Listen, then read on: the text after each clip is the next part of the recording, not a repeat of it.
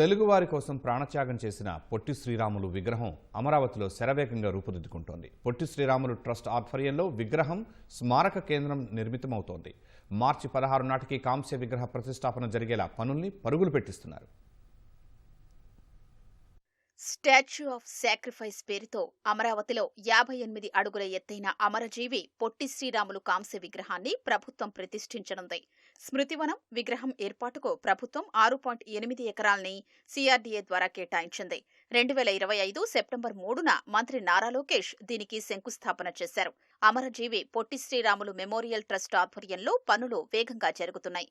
18 అడుగుల లోతుకు పిల్లర్లు వేసి దానిపైన బేస్మెంట్ వేశారు. ఇప్పుడు బేస్మెంట్ మీద 2 అంతస్తుల నిర్మాణం జరుగుతోంది.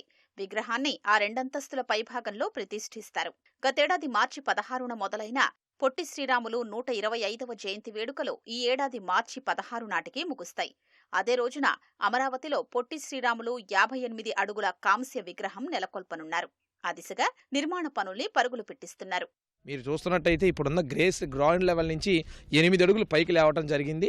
ఇక్కడి నుంచి దాదాపు 18 అడుగులు కిందకి వెళ్ళి అక్కడి నుంచి ఏనుగు పాదాలను బిల్డప్ చేసుకుంటూ వచ్చి ఇప్పుడు ఫస్ట్ లెవెల్ స్లాబ్ వేయడానికి గ్రేడ్ స్లాబ్ కంప్లీట్ చేసుకొని ఫస్ట్ లెవెల్ స్లాబ్ వేయడానికి ముందుకు వెళ్ళటం జరిగింది. ఎంత త్వరగా కంప్లీట్ చేసి మార్చి 16వ తారీఖుకి అనుకున్న నిర్ణయం ప్రకారం అమరావతిలో మొట్టమొదటగా స్టాచ్యూ ఆఫ్ సాక్రిఫైస్ ఏదైతే ఆంధ్రప్రదేశ్ రాష్ట్రానికి త్యాగం చేసిన ఒక మహోన్నతమైన వ్యక్తి అమరజీవి పొట్టి శ్రీరాములు గారి 58 అడుగుల కంస విగ్రహాన్ని ఇక్కడ ఏర్పాటు చేస్తామని తెలియజేస్తా ఉన్నాం. ఫస్ట్ ఫేజ్లో విగ్రహావిష్కరణ ఒకటే చేస్తూ ఉన్నాం. స్లాబులు కంప్లీట్ చేసి విగ్రహాన్ని ఐరన్ బైండింగ్ అంతా చేసి చుట్టూ కూడా విగ్రహం ఆల్రెడీ మోకాళ్ళ పై వరకు కూడా కంప్లీట్ అయిపోయింది. దాదాపు 25 టన్నుల బ్రాంజ్ వాడుతూ ఉన్నాం. ఈ 25 టన్నుల బ్రాంజ్ ప్లస్ ఒక 50-60 టన్నుల లోపల ఐరన్ గడ్డర్స్తో దీన్ని నిలబెడతాం. ఇది మొత్తం కూడా ఒక 20 డేస్ టైం టేకింగ్ ఉంటుంది. ఈలోపు ఈ స్లాబులన్నీ కూడా కంప్లీట్ చేసుకొని పైన వర్క్ మొదలు పెడతాం. ఈ మార్చి 16కి ఓన్లీ విగ్రహావిష్కరణ చేస్తాం. ఇంకొక 1 ఇయర్ టైంలో బ్యాక్ సైడ్ సెకండ్ ఫేజ్లో పొట్టి శ్రీరాములు మెమోరియల్ ఆడిటోరియంని చేస్తాం. అదేవిధంగా ఈ 6.8 ఎకరాలని కూడా నందనమైన మంచి నందనవనంగా అందరికీ ఆరోగ్యంగా ఏమైనా ఆయుర్వేద చెట్లు అవసరమైనా కూడా ఆ మూలికలు ఇక్కడ దొరికే విధంగా ఇది ఉచితంగా జనానికి ఎంట్రీ విధంగా పెట్టి ఆయన స్మృతివనంగా ఇక్కడ నీట్గా పార్క్ని డెవలప్ చేసి ప్రజలకు అంకితం అయిపోతా ఉన్నాం. అమరజీవి విగ్రహం కోసం 25 టన్నుల కంచు వినియోగిస్తున్నారు. విగ్రహం ఏర్పాటు చేయబోయే పీఠ భాగంలో 2 అంతస్తులుగా నిర్మిస్తున్నారు.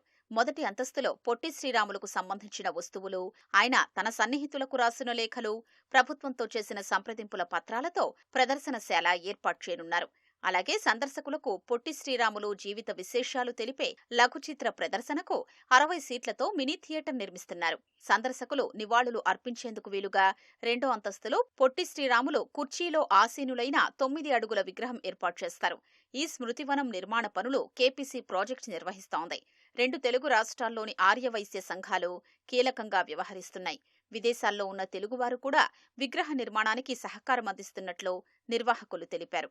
పొట్టి శ్రీరాములు వారి యొక్క త్యాగ ఫలాన్ని గుర్తించి ఈ విధంగా విగ్రహానికి అనుమతులు ఇచ్చి ఇక్కడ సైట్ ఇవ్వడం కానీ ఇలాంటివన్నీ కూడా కూటమి ప్రభుత్వం చాలా చక్కగా చేస్తుంది. ముఖ్యంగా ఆర్యవైశ్యులుగా మేము కూడా చాలా గర్వపడుతున్నాం. ఈ సందర్భంగా మన కూటమి ప్రభుత్వానికి కూడా మా యొక్క కృతజ్ఞతలు తెలియజేస్తా ఉన్నాం. అలాగే ఇక్కడ చూసినట్టయితే డే అండ్ నైట్లు వర్క్ జరుగుతుంది.